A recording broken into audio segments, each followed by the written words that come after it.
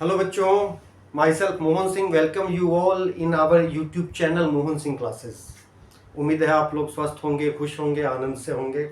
चलो, आज हम लोग 9th क्लास के मैथ्स के दूसरा चैप्टर पॉलिनोमियल्स पढ़ते हैं।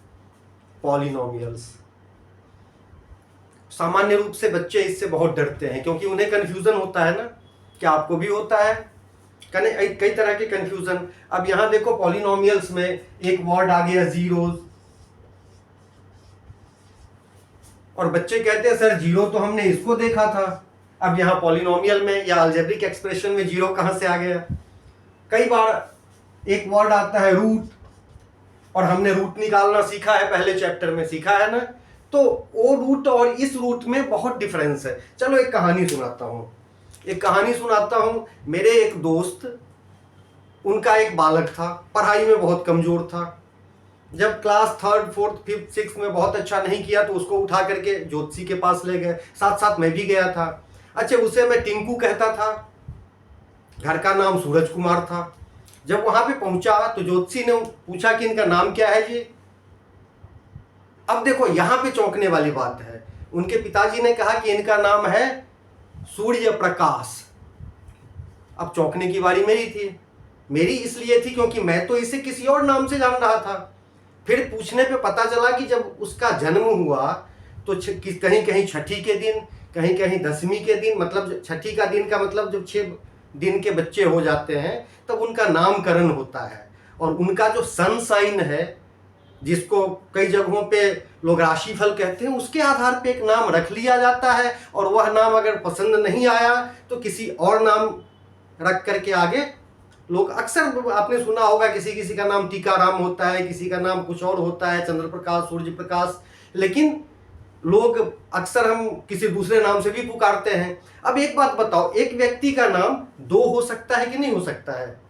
हो सकता है ना। तो इसी तरह एक ही नाम के 2 व्यक्ति भी हो सकते हैं। अगर एक व्यक्ति का 2 नाम हो सकता है तो एक ही नाम के 2 व्यक्ति भी हो सकते हैं। हो सकता है आपके घर के बगल में कोई सुमन रहा हो जो कि आपका दोस्त है, वह लड़का है। हो सकता है किसी दूसरे शहर में आप जाएं तो सुमन नाम का कोई और दोस्त बन जाए हायर एजुकेशन में जाकर के, और वो लड़की हो। ऐसा भी होता है ना। तो नाम में कुछ नहीं रखा है, हमें कॉन्सेप्ट समझना है। आओ बहुत ध्यान से, बहुत ज्यादा समय नहीं बर्बाद करते हुए, आज इस पॉलिनोमियल चैप्टर के अंतर्गत जितने भी कॉन्सेप्ट है सबको इकट्ठे क्रश कर देते हैं। आपने क्या करना है?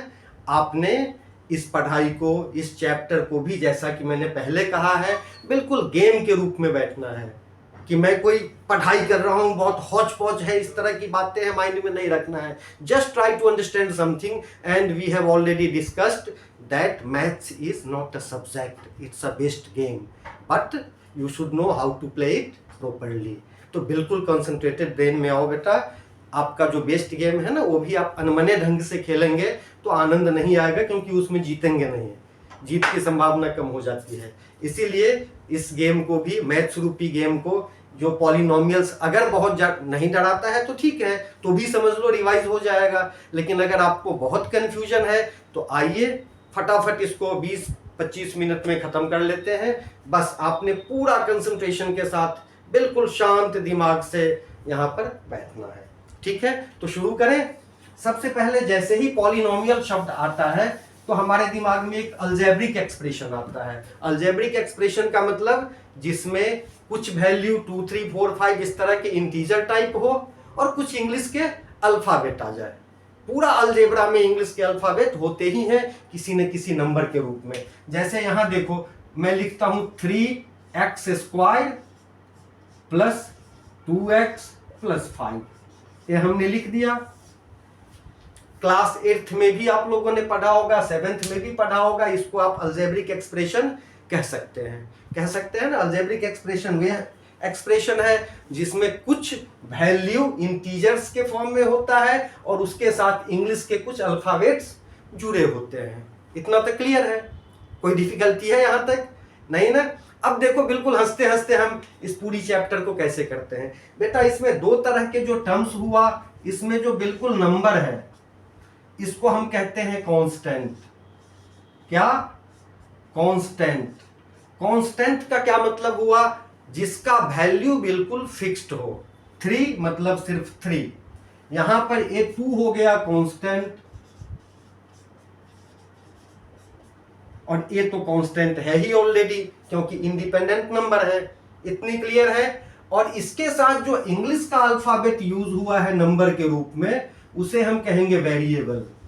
अब इसको वेरिएबल क्यों कहेंगे? क्योंकि इस x का वैल्यू अलग अलग जगहों पे अलग अलग होता है। कभी इसका वैल्यू 5 हो जाएगा, कभी 10 हो जाएगा, कभी 100 हो जाएगा। मान लो x मेरा उम्र मानते हो तुम, है ना, let the age of sir is x year, और मान लो मेरी उम्र अगर 50 ईयर्स है तो x का वैल्यू 50 हो जाएगी। x अगर आप अपनी उम्र मानते हैं और मान लीजिए आपका उम्र 13 ईयर है तो x का वैल्यू 13 हो जाएगी। तो x y z जो इंग्लिश अल्फाबेट है उसका वैल्यू बदलता रहता है।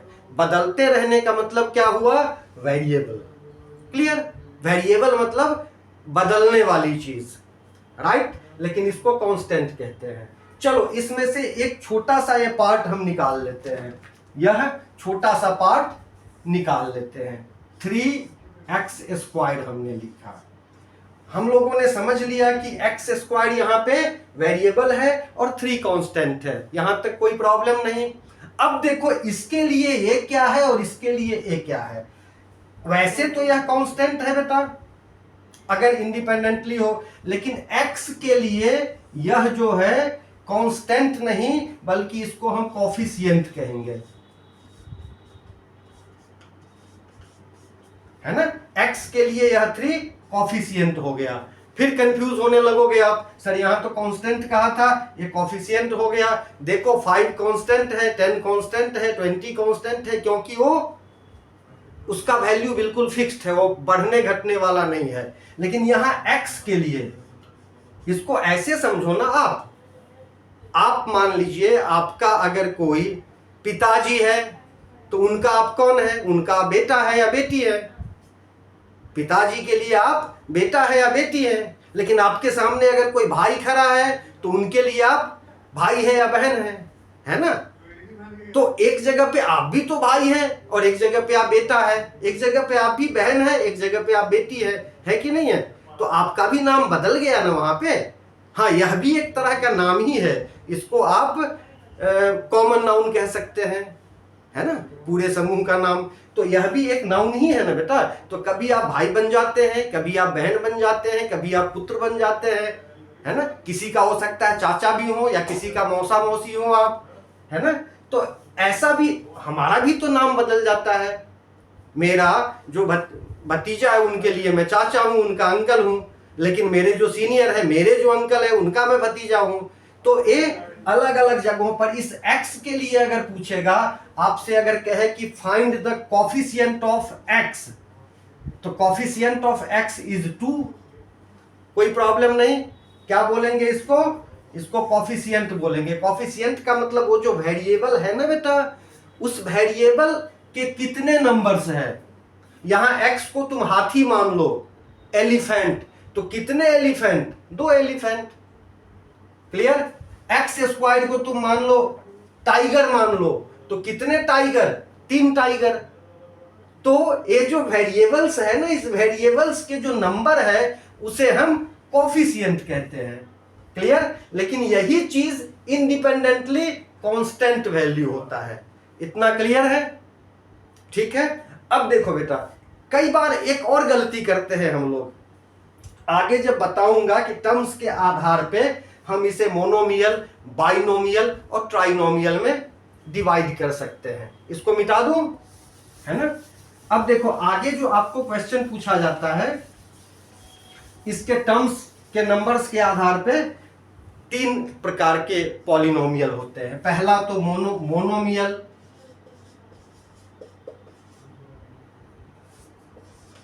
दूसरा बाइनोमियल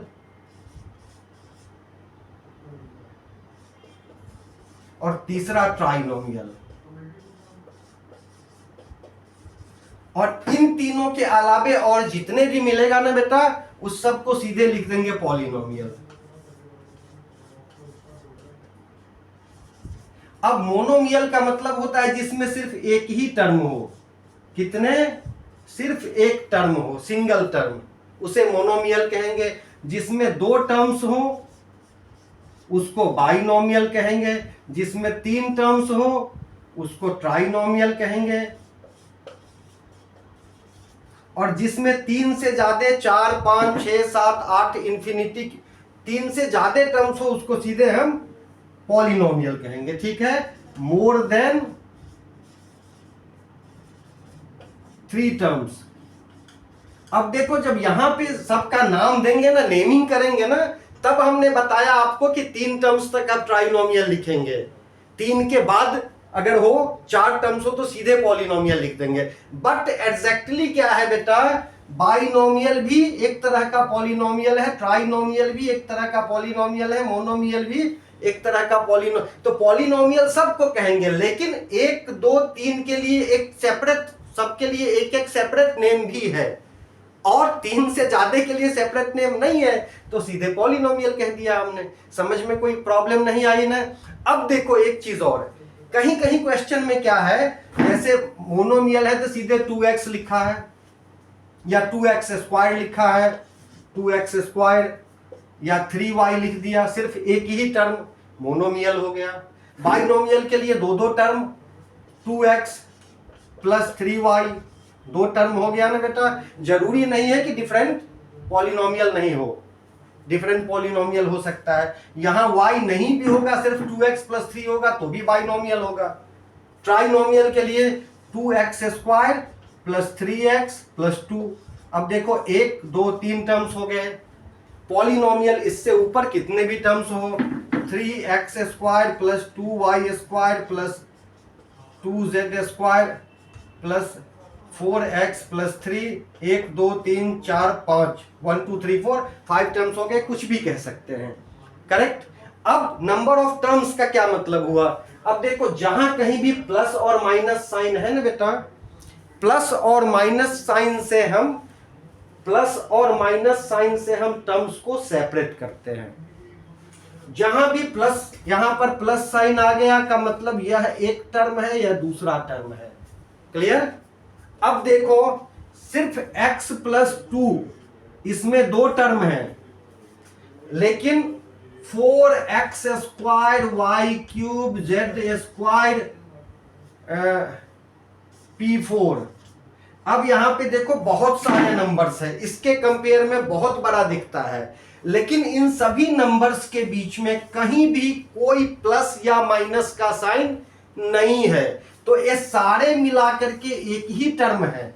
लेकिन यहां पर प्लस का साइन है तो यह एक सेपरेट टर्म है, ये एक सेपरेट टर्म है, तो यह हो गया हमारा बाइनोमियल, लेकिन ये पूरा मिलाकर के मोनोमियल ही है।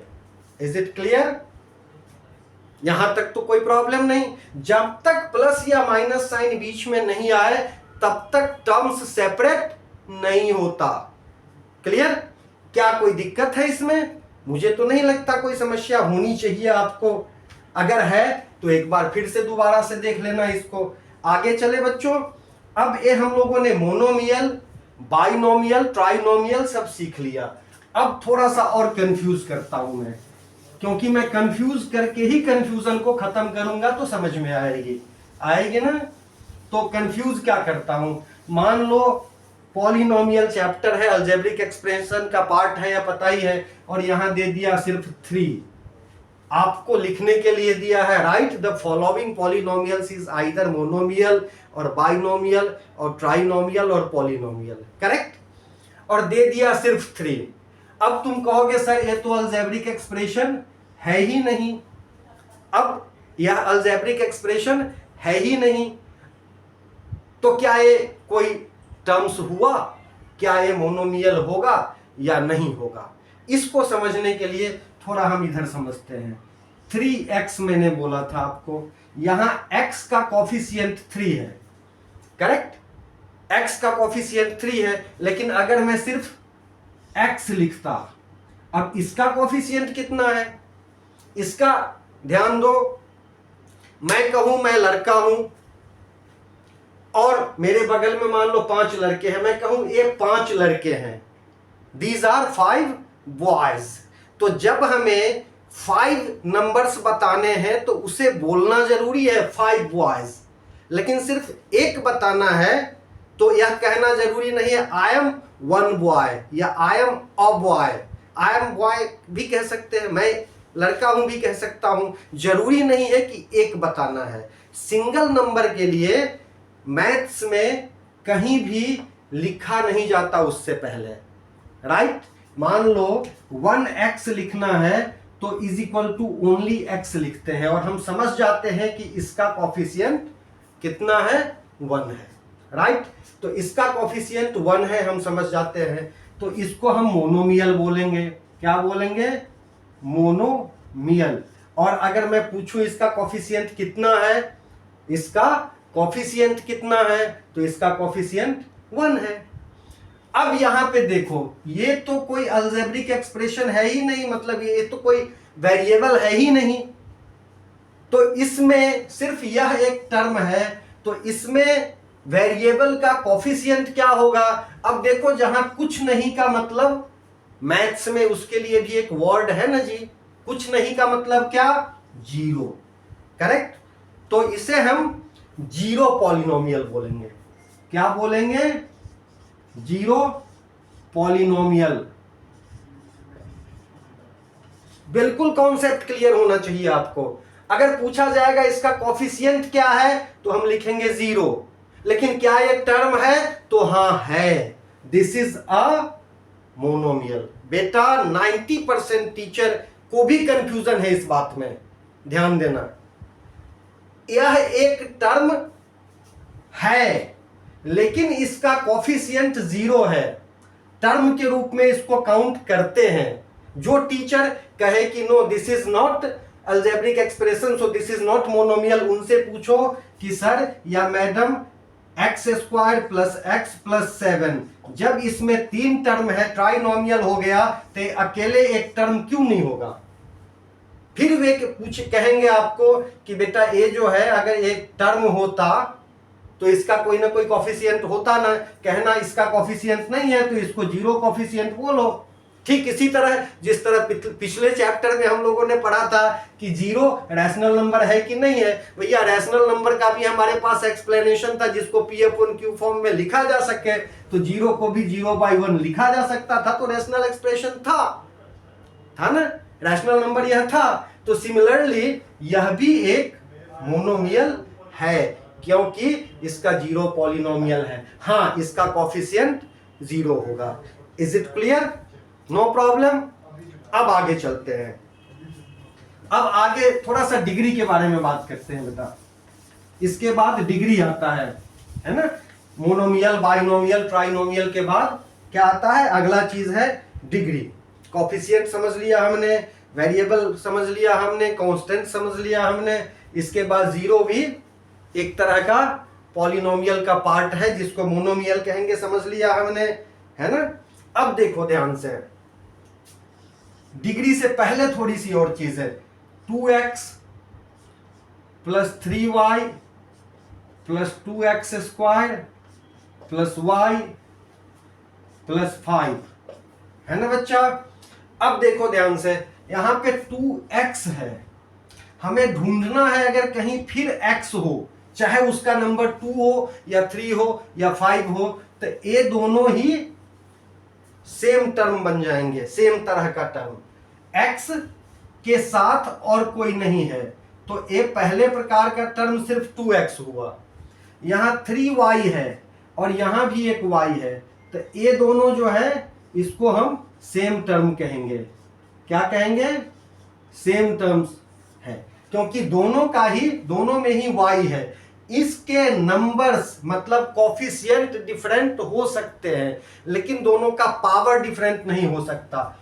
यह और यह सेम टर्म नहीं होंगे क्योंकि यह सिर्फ x है और यह x² है, तो ये दोनों सेम टर्म नहीं होंगे चाहे दोनों का कॉफिशिएंट 2 है। तो टर्म्स जो हम डिफरेंट या सेम कहते हैं वो कॉफिशिएंट के आधार पे नहीं, पावर के आधार पे कहते हैं। क्लियर?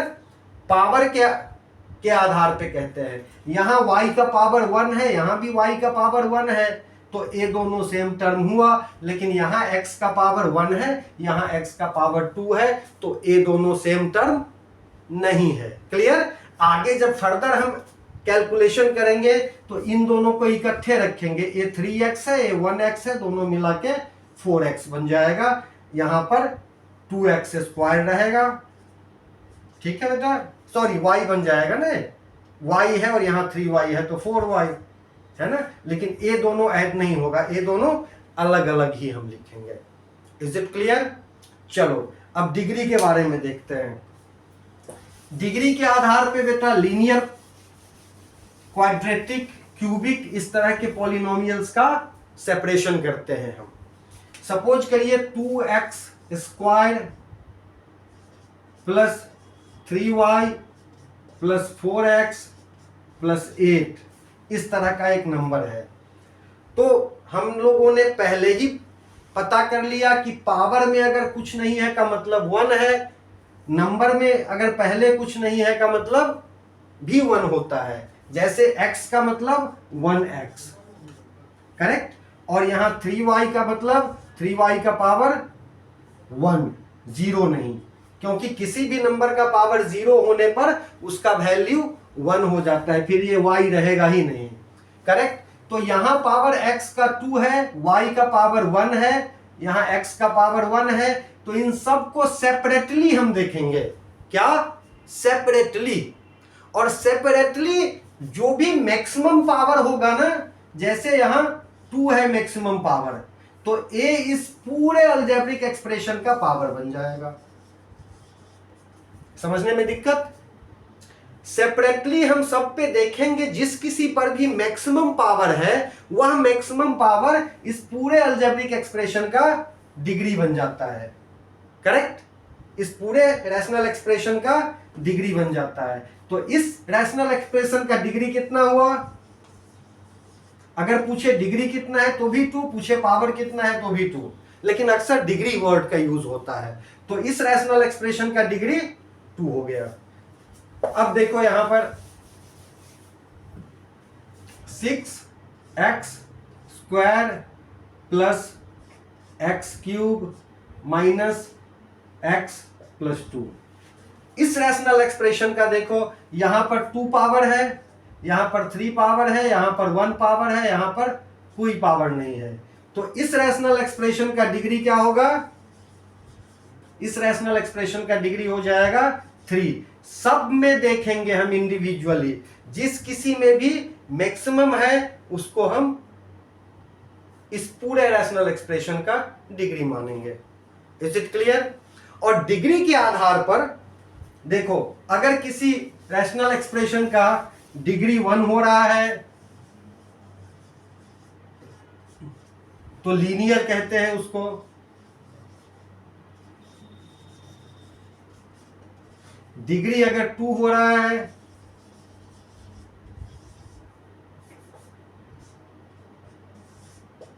तो क्वाड्रेटिक बोलेंगे, क्वाड्रेटिक। डिग्री अगर 3 हो रहा है तो क्यूबिक बोलेंगे। डिग्री 4 हो रहा है, 5 हो रहा है, 6 हो रहा है, 7 हो रहा है, हमारी सिलेबस में ही नहीं है, रहने दो उसको, हमें सिर्फ डिग्री 3 तक देखना है। समझ रहे हो? डिग्री 1 का मतलब लीनियर इक्वेशंस, डिग्री 2 का मतलब क्वाड्रेटिक इक्वेशंस, डिग्री 3 का मतलब क्यूबिक इक्वेशंस। डिग्री 1 का मतलब लीनियर पॉलिनोमियल, डिग्री 2 का मतलब क्वाड्रेटिक पॉलिनोमियल, डिग्री 3 का मतलब क्यूबिक पॉलिनोमियल। बिल्कुल भी कंफ्यूज मत करो कि सर आपने इक्वेशन लिखा, वहां पॉलिनोमियल वर्ड लिखा हो तो क्या हो, पॉलिनोमियल वर्ड लिखा हो तो पॉलिनोमियल लिख देना, यहां पे लीनियर पॉलिनोमियल, और इक्वेशन लिखा हो तो लिख देना लीनियर इक्वेशन, पॉलिनोमियल लिखा हो तो लिख देना क्वाड्रेटिक पॉलिनोमियल, और इक्वेशन लिखा हो तो लिख देना क्वाड्रेटिक इक्वेशन, करेक्ट। क्वाड्रेटिक का मतलब जिसका पावर 2 हो, कहीं भी किसी भी एक नंबर पे भी, करेक्ट। मैक्सिमम पावर 2 हो तो क्वाड्रेटिक हो गया, और डिग्री 3 हो तो क्यूबिक हो गया। क्लियर है सारी चीजें? जीरो पॉलिनोमियल भी समझ गए। अब थोड़ा सा रिकैप कर ले, हम लोगों ने क्या समझा? पॉलिनोमियल में कांस्टेंट क्या होता है, वेरिएबल क्या होता है, समझ लिया। कांस्टेंट को कोफिशिएंट कब कहते हैं, हमने समझ लिया। पावर क्या होता है, हमने समझ लिया। कोफिशिएंट भी समझ लिया, डिग्री क्या होता है समझ लिया, लीनियर, क्वाड्रेटिक और क्यूबिक पॉलिनोमियल क्या होता है, ये सारी चीजें हमने समझ लिया। ठीक है बेटा, अब सिर्फ 2 टॉपिक और बच गया इसके सारे कॉन्सेप्ट में।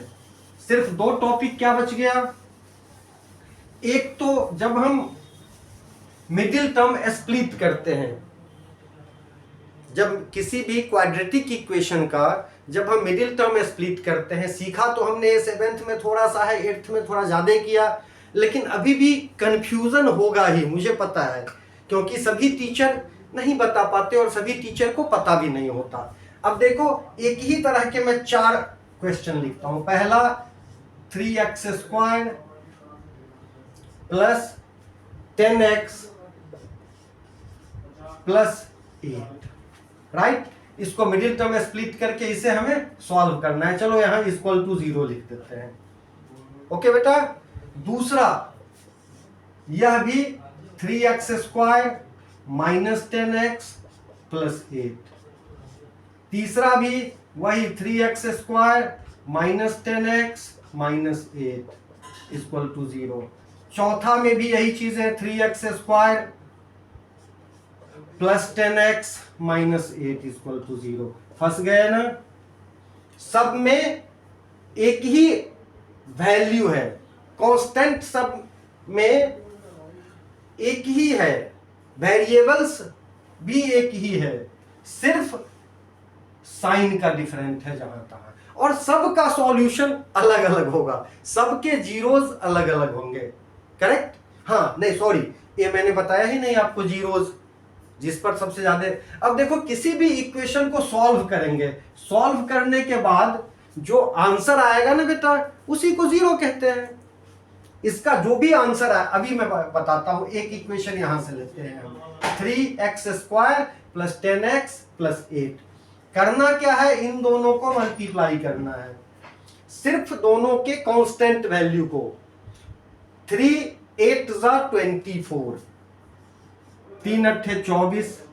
अब इसका फैक्टर बनाओ। अच्छा, कई बार यहाँ पे कोई नंबर नहीं होता, तो नहीं होता मतलब 1, और 1 जिस किसी भी नंबर के साथ मल्टीप्लाई करेगा उतना ही होगा, तो हम मल्टीप्लाई करने का जहमत नहीं उठाते, ऐसा हम सोचते ही नहीं, इसी को फैक्टराइज कर देते हैं। 2 से जाएगा ये, बन गया 12, फिर 2 से जाएगा ये, बन गया 6, फिर 2 से जाएगा ये, बन गया 3, फिर 3 से जाएगा ये, खत्म हो गया, क्योंकि 1 आ गया तो लिखना नहीं लिखना बराबर है। अब हमारे पास ये 4 नंबर्स आ गए। बेटा, इस 4 नंबर्स को मल्टीप्लाई करके सिर्फ 2 बनाना है, या तो इन तीनों को मल्टीप्लाई कर दो इकट्ठा, तो 2 2 4 2 8, और ये 3 अकेले रख लो, या तो फिर इस चारों को इकट्ठा मल्टीप्लाई कर दो, तो चारों को मल्टीप्लाई करोगे तो क्या हो जाएगा 24, और 1 रख लो इकट्ठा, क्योंकि 1 तो सबका फैक्टर है, या फिर इन दोनों को मल्टीप्लाई करो 4, तो ये दोनों इकट्ठा हो जाएगा 6। ये सारे हमारे पास ऑप्शन है, या तो 3 2 6 2 12, इस तीनों को इकट्ठा कर लो और इसको अकेले रख लो 2। ठीक, इन सारे ऑप्शंस में हमें इन चारों नंबर को ब्रेक करना है। ठीक है, इतना कोई प्रॉब्लम नहीं ना। अब इन चारों ऑप्शन में से कौन सा ऑप्शन कहां पर लेना है, ध्यान रखो। अब देखो, इसका साइन क्या है, इस नंबर से पहले कोई साइन नहीं का मतलब अक्सर हम पॉजिटिव मानते हैं। मेरे पास एक पेन है का मतलब प्लस एक पेन है, तो यह भी पॉजिटिव है, यह भी पॉजिटिव है, यह भी पॉजिटिव है। तीनों जब पॉजिटिव है ना, तो ब्रेक करने के बाद 4 नंबर हो जाएंगे, तो दिमाग में रखो, उस 4 में से 2 पॉजिटिव 2 नेगेटिव होगा, या तो चारों पॉजिटिव होगा। करेक्ट? ऐसा नहीं हो सकता कि 3 पॉजिटिव और 1 नेगेटिव हो, या ऐसा भी नहीं हो सकता कि 3 नेगेटिव हो 1 पॉजिटिव हो। ए पॉसिबल नहीं है, ए पॉसिबल नहीं है। ठीक, या तो चारों पॉजिटिव होगा, या 2 पॉजिटिव 2 नेगेटिव होगा। क्लियर है? इतना समझने के बाद अब देखो, इसे जब हम ब्रेक करेंगे बेटा पहले नंबर को, तो सब पॉजिटिव है, तो इसे ब्रेक करने पर भी सारे नंबर पॉजिटिव आना चाहिए, और सारे नंबर पॉजिटिव आना चाहिए तो इसके अंदर 10 को जब ब्रेक करेंगे ना, तो 10 के ब्रेक करने पे 6 हो 4 हो, जिन दोनों को ऐड करके 10 बने, तो हम इस कंडीशन में ए फैक्टर लेंगे, क्योंकि दोनों ही नंबर 10 से छोटा होना चाहिए। 3x square plus 6x plus 4x plus 8 equal to 0। अगला स्टेप में कॉमन ले लो, यहाँ 3x कॉमन हुआ तो 3 यहाँ पे ले लिया, x भी ले लिया, सिर्फ x बचा, प्लस इसमें से 3 ले लिया तो 3 2 जा 6, 2 बचा, x ले चुके हैं। इसी तरह यहाँ भी 4 कॉमन तो x प्लस 2, क्योंकि 4 2 जा 8। अब हमारे पास जो दोनों में है वह लिख देंगे एक बार, और जो एडिशनल है 3x प्लस 4, तो हमारा ए दोनों फैक्टर हो गया। अब ए जब फैक्टर हो गया बेटा, इसको फर्दर सॉल्व करते अगर हम, तो क्या लिखते बताओ? हम लिखते एक ले लेते x प्लस 2 इक्वल टू 0, तो x इक्वल टू -2, और 3x प्लस 4 इक्वल टू 0, तो x equal to 3x equal to -4 बन जाता, तो x इक्वल टू 4/3। तो ये जो दोनों आंसर आया ना बेटा, इसका जो दो आंसर आया x का वैल्यू, इस आंसर को ही हम जीरोज कहते हैं। जीरोज क्यों? क्योंकि 2 आया है ना, तो हम लिख देंगे जीरोज, इसका 2 है और -4/3 है। और जिसको जीरोज कहते हैं ना बेटा, उसी को हम रूट भी कहते हैं। हम दूसरे लैंग्वेज में यह भी लिख सकते थे कि रूट्स इक्वल टू 2 एंड -4/3, -2 है यहाँ, ठीक। तो जीरोज और रूट एक ही चीज है, सॉल्यूशन है, आंसर है हमारे क्वाड्रेटिक पॉलिनोमियल का, ठीक है। अब चूंकि मैं ये दिखाया था, तो इसे हम ऐसे स्प्लिट किया मिडिल टर्म को, लेकिन यहां तो एक नेगेटिव है बेटा। यहां जब एक नेगेटिव है तो दोनों ही, दूसरा भी नेगेटिव ही हम लेंगे, तो यहां सिर्फ इसको ही सॉल्व करके यहां भी नेगेटिव डाल देंगे, यहां भी नेगेटिव डाल देंगे, अगर इस दूसरे वाले को सॉल्व कर रहे हैं तो, ठीक। अब हम इस दूसरे वाले क्वेश्चन को सॉल्व कर रहे हैं, दोनों जगह नेगेटिव हो गया। अब कॉमन तो यही रहेगा, अंदर भी यही बचेगा, लेकिन यहां माइनस साइन है तो यहां भी माइनस साइन होगा, यहां माइनस साइन है तो यहां भी माइनस साइन होगा, करेक्ट। तो क्या हो गया हमारे पास? ए, यह माइनस में आ गया आंसर, ठीक है मेरे प्यारे बच्चों, यह माइनस में आ गया आंसर, यहां भी माइनस में कॉमन लेना पड़ेगा बेटा, ये भी माइनस में आ जाएगा, तो सारा वैल्यू, इसका साइन बदल जाएंगे बस, लेकिन फैक्टर यही रहेगा, ठीक है बच्चों। अब गौर करो, अगर ये तीसरा सॉल्व करना हो हमें, तो यहां एक तो नेगेटिव है और ये दूसरा भी नेगेटिव है, तो 2 नेगेटिव तो ऑलरेडी दिया हुआ है। इसका मतलब जब मिडिल टर्म को स्प्लिट करेंगे हम, तो एक पॉजिटिव नंबर लेना पड़ेगा, और यह -10 है, इसको स्प्लिट करके हम एक पॉजिटिव लेंगे, इसका मतलब नेगेटिव नंबर 10 से बड़ा लेना होगा।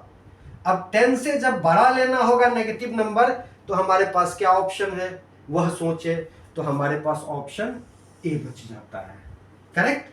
तो चूंकि ए कब करेंगे, क्योंकि देखो ए पॉजिटिव नंबर है और ए 2 नेगेटिव है, तो मिडिल टर्म को जब स्प्लिट करेंगे तो 2 नेगेटिव हमें चाहिए हो तो है ही, और पॉजिटिव तो एक ही है, तो यहां भी एक पॉजिटिव लेना है बेटा इसको स्प्लिट करके, और जब एक पॉजिटिव नंबर लेना है, इसका मतलब नेगेटिव नंबर 10 से बड़ा हो जाएगा।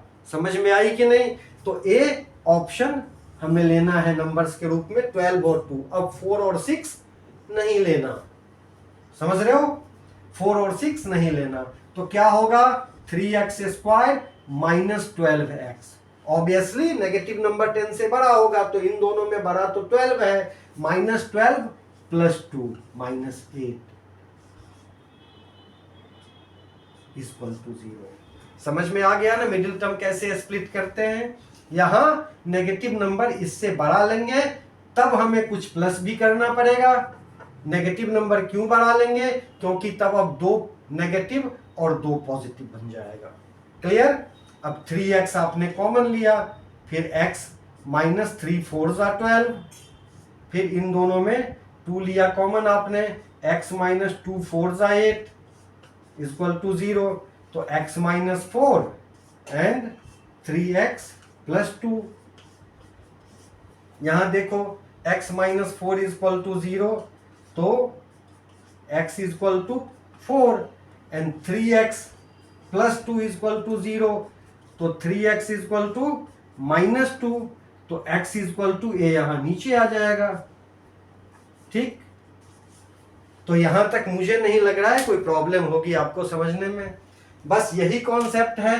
और इसके बाद ये जो पॉलिनोमियल चैप्टर है बेटा, इसमें पिछले क्लास तक के जितने फॉर्मूले आपने लर्न किया है ना, वो यहां भी चलेगा। तो वे तो पिछले क्लास की चीजें हैं, उसमें मैं ज्यादा इंटरफेयर आप लोगों के साथ नहीं करूंगा। पिछले क्लास का क्या है मैं एक बार बता देता हूं, ठीक है?